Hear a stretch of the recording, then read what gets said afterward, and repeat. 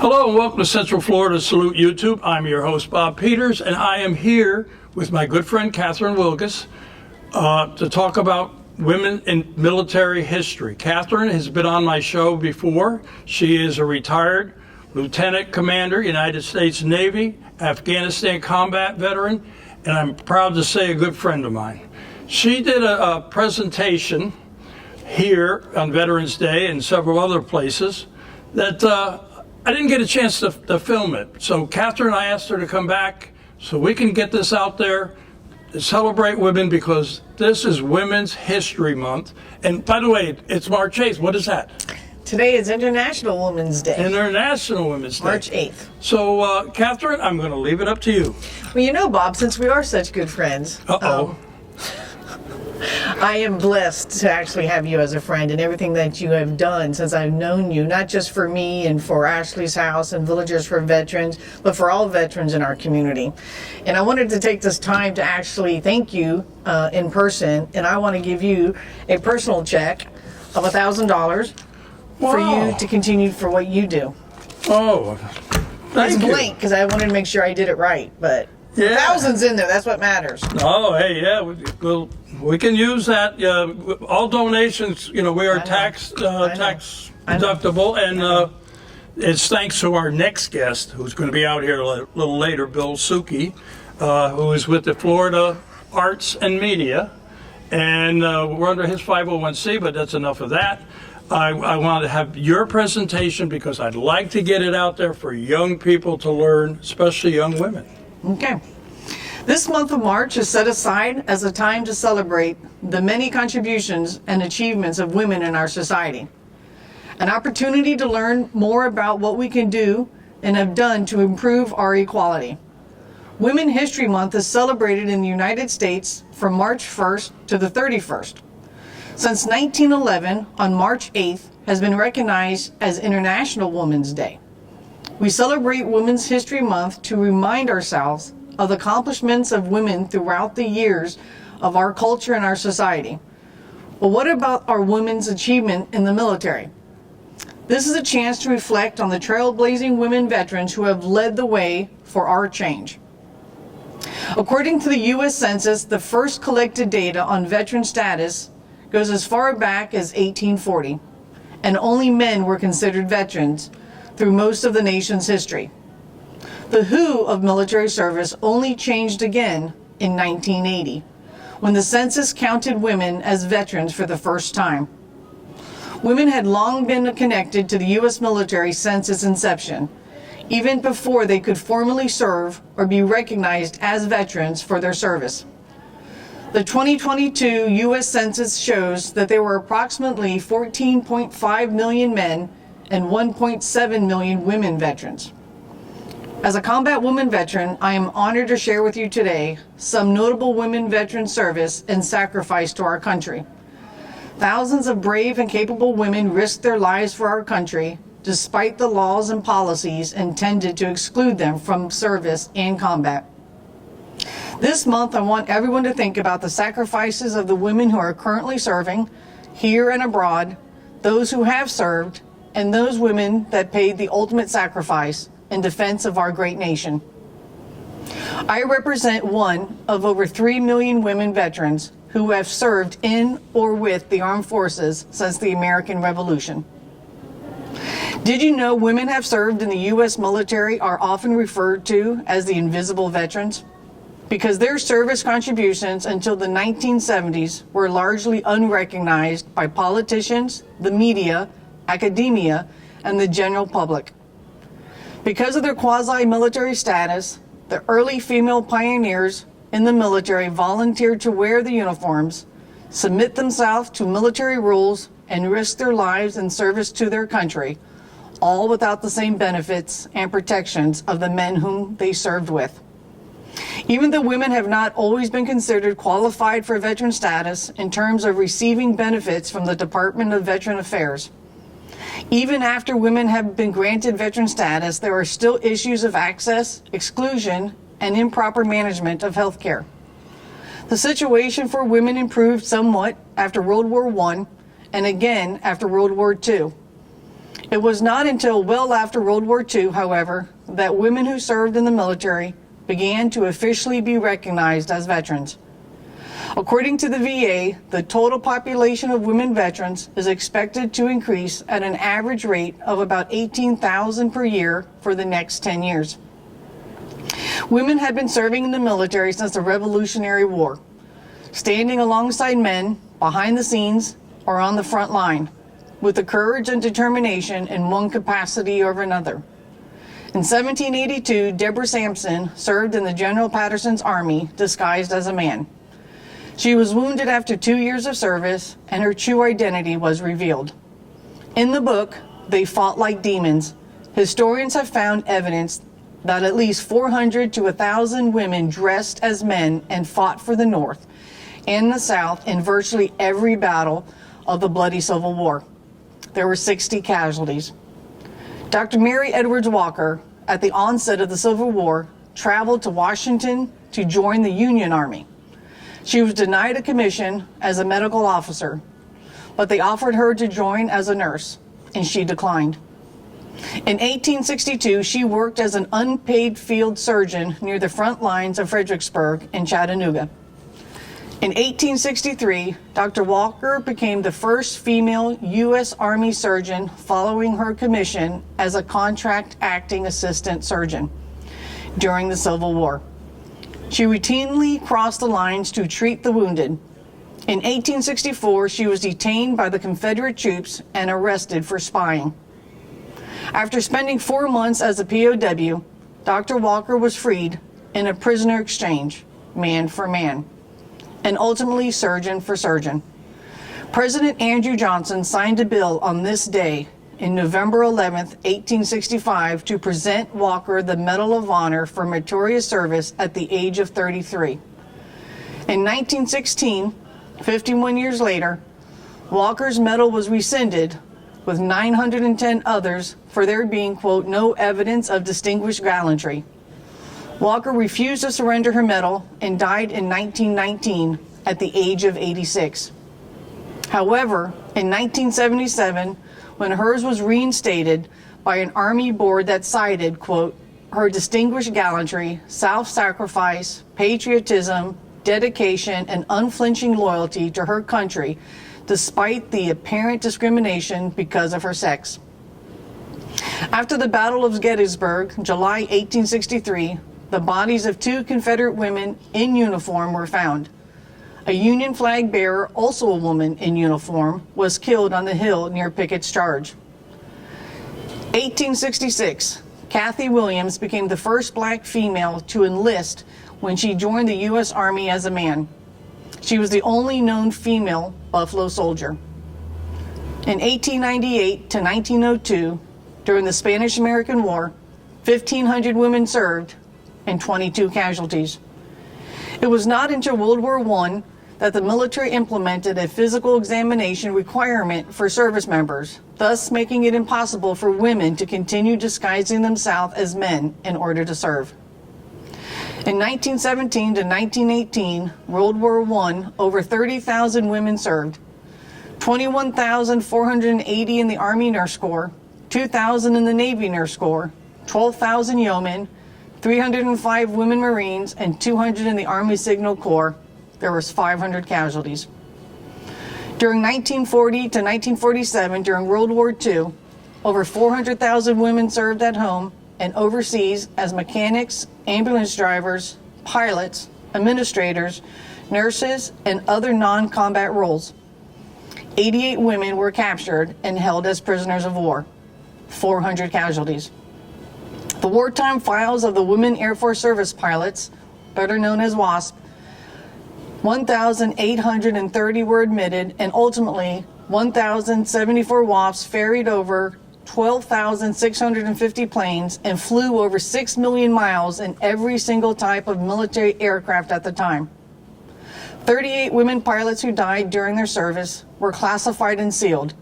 There was only a story of 1,074 young female pilots who aced the same flight training that the male pilots received. In all, 27 WASP were killed on active duty missions, and others had their feet shot as bullets from errant target practice ripped through the undercarriage of their planes. 11 more women died in crashes during the training. It wasn't until 1977, for their World War II service, the female members were granted veteran status, and in 2009 were awarded the Congressional Gold Medal. The Women Army Corps, or WAC, was the women's branch of the United States Army. It was created as an auxiliary unit, the Women's Army Auxiliary Corps, and on 15 May 1942. The Women's Army Corps was the women's branch of the United States Army. It was created as an auxiliary unit, and in May 1942, and over 150,000 served during World War II. The WAVES, acronym for Women Accepted for Volunteer Emergency Service, is a military unit established on July 30th, 1942, as a U.S. Navy Corps of female members. During World War II, some 100,000 WAVES served in a wide variety of capacities, ranging from performing essential clerical duties to serving as instructors for male pilots in training. Within the Coast Guard, women volunteered during the World War II for the Women Reserve, also known as SPARS, which stood for Semper Paratus, always ready. More than 900 female officers and 11,868 enlisted women serving in the SPARS during World War II. The program was dissolved in 1947. The Marine Corps Women Reserves was created in 1943 during America's involvement in World War II. Over 20,000 women Marines served in World War II in over 225 different specialties, filling 85% of the enlisted jobs at headquarters of Marine Corps and comprising over 1 to 2/3 of the permanent personnel at the major Marine Corps post. For their service, their demobilization plan was a mandatory resignation or discharge of all reserve members by September 1st, 1946. On June 12, 1948, President Truman signed into law the Women's Armed Service Integration Act, allowing women to serve as a permanent regular member of the military. In 1950, during the Korean War, there were 120,000 women on active duty, served at home and abroad. A third of them were healthcare providers. Many women served in the Mobile Army Surgical Hospitals, or MASH, or medevac aircrafts on hospital ships. 18 casualties. In Vietnam, during the war, more than 265,000 American women served the military, and 11,000 women served in Vietnam, with 90% working as volunteer nurses in all 5 divisions of the military. Did you know that there are 8 women casualties on the Vietnam Wall? All were nurses. In addition to military deaths, 59 women civilians who worked for the U.S. governmental agencies and other various organizations, such as the Red Cross and the Peace Corps, were casualties. The Equal Rights Amendment was passed in the Senate on March 22, 1972. During the Persian Gulf War in 1991 to 1992, more than 41,000 women deployed to a combat zone, the first in our history in which women participated on a grand scale. 2 were actually taken captive. Women soldiers who were taken prisoner by Iraq forces faced torture and sexual assault. Women soldiers also sometimes faced sexual assault from male soldiers who were fighting alongside them. 15 casualties. Since the attack on America on September 11, 2001, a total of 161 women deployed to Afghanistan, Iraq, Kuwait, and Syria have lost their lives in service to America. The number includes 2 who were killed during the chaotic retreat and evacuation of Americans and Afghans from Hamad Karazi International Airport in Kabul on August 26, 2021. In the Iraq War, 300,000 served, and in Afghanistan, 280,000 served. 7 women veterans gave their lives in the Pentagon attack. In 2010, the Army created the Cultural Support Teams, or CST, a secret pilot program to insert women alongside special operations soldiers battling in Afghanistan. The Army reasoned that women could play a unique role on the Special Ops team, accompanying their male colleagues on raids, and while those soldiers were searching for insurgents, questioning the mothers, sisters, and daughters, and wives living on the compound. Their presence had a calming effect on enemy households. But more importantly, the CSTs were able to search adult women for weapons and gather crucial intelligence. They could build relationships, woman to woman. On October 22, 2011, Lieutenant Ashley White, CST-2, gave her life alongside 2 Special Forces soldiers in Afghanistan. Ashley's war shares the remarkable stories of one of the first teams of women serving in the U.S. Army Special Operations Command with Rangers and Green Berets. The team forged the path for American women to serve in harm's way all over the world and continue to make the ultimate sacrifice. In March 2023, the JAX Act, which was introduced, the JAX Act, which is named after Jacqueline Scott, her call sign, JAX, one of the 310 cultural support team members who were deployed alongside those Special Operational Forces soldiers in Iraq and Afghanistan. More than 300 women participated in the team program between 2009, when it was activated, and 2021, when the Afghanistan war ended. Many sustained life-changing injuries as a result of their work, only to find that they had to prove to the federal government their need for specialized health care because the Pentagon never classified them as combat veterans. We need to change the broader conversation surrounding female veterans and challenge the persistent misconceptions about their service. This needs to be more than just about amending a military record. It's about telling the truth, recognizing courage under fire, and ultimately defending those who defended all of us. While CSTs were expected to serve under the same circumstances and at the same skill level as their male counterparts, they experienced a much different welcome home post-deployment. While the men received recognition for their accomplishments and sacrifices and care for their combat-related injuries, CSTs were denied the same care and honor. But to this day, they've not received proper combat distinction. It is time for the truth to be told.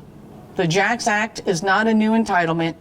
It is the overdue correction of an era that has denied hundreds of female combat veterans the recognition they are owed for their brave service to our country. We have an opportunity to make this right. The JAX Act will right a decade of moral injuries inflicted on those women warrior veterans. The JAX Act must now pass through further committee review, a congressional vote, and then proceed to the Senate. In January 2013, we just lifted the ban on women in combat areas as if it were a new phenomenon. It's not. It is what we let those stories disappear. Against all odds and every social convention of the time, women soldiers were in the ranks. They fought, they bled, and they died. We should know that, unlike in the past, acknowledge their service as sheroes and veterans. Valor knows no gender. For as long as our country has been fighting wars at home or abroad, men and women have been injured and killed in combat zones. Military hospitals nationwide have cared for many male and female heroes and have lost legs and arms. Heartbroken family members have expressed indescribable grief and great pride in their sons and daughters, which is universally shared by a grateful nation.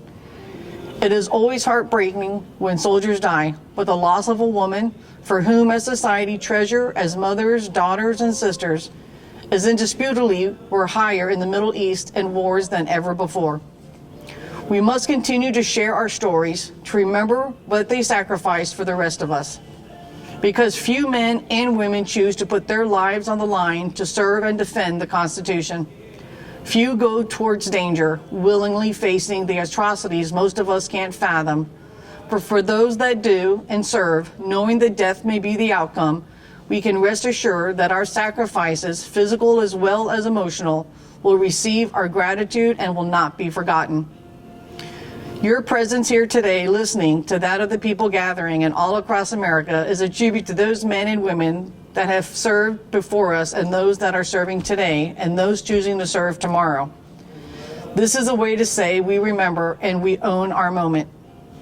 Take control of it. Now it is finally time to right a wrong. Honor our brothers and sister veterans and hear her song. Don't let her be the invisible soldier anymore. We need to keep telling the stories. We need to keep fighting the historical stereotypes about women that actually don't fit the reality of their lives. Otherwise, American history will be told as a thin narrative, when in fact it is so rich and complex and full of surprises like this. Her service, her story, her legacy. Collectively, we all can inspire inclusion. Thank you. Oh, thank you. You know, Kathryn, we at Salute have done a lot of episodes with women veterans because we believe in their service, and it's an honor to know you and what you do. Because you're not only served in Afghanistan honorably, and I'm proud of that, but I'm also proud of what you've done because you're still serving. Yes, sir. And with that, we have been with you, Central Florida Salute, for Ashley's house. When you Correct. first started it, and in 2022, we were there for the groundbreaking. That's on our video archive. But I'd like you to give us a little update, and I understand that Marie sent a little video too. Yes. So Ashley's house finally received its permits in December of 2023, and early January this year, we finally moved dirt, and we have put in our footers, and we've put in our stem wall, and we are fast approaching to actually start putting in the plumbing in the ground to start showing progress so we can actually lay the foundation. Yeah, and Ashley's house is for women transitioning, right? Correct. Out of the military to back to what we used to call, when I was in the real world. Well, it's not just for that. It's also for women veterans who have served our country and have fallen on hard times. So it's to help our women veterans who might have found homelessness at some point. Whether we've helped women who recently had issues and were either kicked out, lost their job, had to move out. Whatever. There's so many different reasons why somebody can be homeless. And so it's a transition period to help them get back on their feet. So it's not a shelter, but it's a guided path to help them be self-sufficient again, one veteran at a time in a place that's full of love and support. And you have Ashley's Cottage in Fruitland Park, correct? Correct. So since we had a 2-year delay with Ashley's house during the permit process, we came across an opportunity in Fruitland Park in an existing house that we gutted with the community support and other fundraising, did not take the funds away from Ashley's house. So we were able to redo this house and actually open it last year, and it's 3 rooms with 2 beds per room, and it'll help 6 women veterans at a time. The same process, it's just smaller, but it's still going to be the program where we are helping our women veterans. We've already had a handful go through the process, so we're excited about that. And actually, I have a handful right now. We've been working with finally the VA in Lake Nona and Ocala and Gainesville to reach out to our women veterans, and they're finally sending us some referrals. And you're doing this through Villagers for Veterans and the president? Yes, Marie. Let's talk a little bit about Marie. So Villagers for Veterans was founded 10 years ago. We just celebrated our 10th year as a 501c3, 100% nonprofit entity, helping our veterans in our community or whoever reaches out to us. So Marie is not a veteran. She has been touched by the lives of service and sacrifice of our veterans and founded this organization, Villagers for Veterans, because she lives in the villages.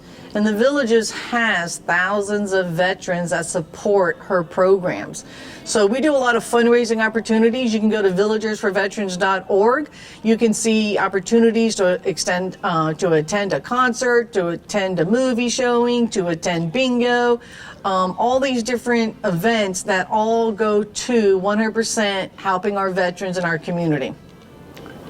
Well, I think that pretty well says it, but I just want to conclude with this, that I'm very proud that Central Florida Salute YouTube, and this being Women's History Month, I want to thank that lady over there. Yes. She's not ever been in the military, but she believes in the military, and she's worked with me for a year and never took a dime. I give her peanuts because we don't have a lot of money. But Sue Cameron from Wild Zebra Media, she has been our partner. It's basically her and I, and we have one other friend, Captain Charlie, who's somewhere around here.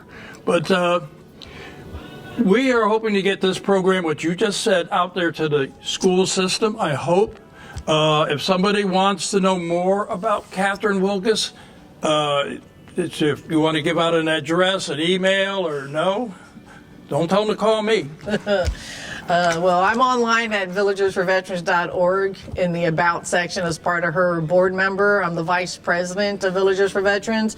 I do a lot of guest speaking or presentations regarding our programs and to help our women veterans program. So I'm always available to come out and speak on behalf of anything that we're doing in help of our veterans. You know, Kathryn, I'm going to do another show right after this with a gentleman named Bill Suki, who's an Emmy Award-winning producer and director. He also is the guy who holds the 501c that we are under. We are under the Florida Arts and Media. Thanks to him, we can get stories like yours out. But he's going to talk about his experience with the WASP, Women Air Force Pilots, and the interviews and the personal connections he's made with these people. That is awesome. It's a blessing. This has been a great day. It is Women's History Month, and today is International Women's Day. International Women's Day. Well, I want to thank you, veteran. Thank you, veteran. And friend. And friend. But we got to say goodbye. Yes, sir. You know how to do it. Yes, sir. To all our veterans out there, active military and their families, we salute you. Till next time.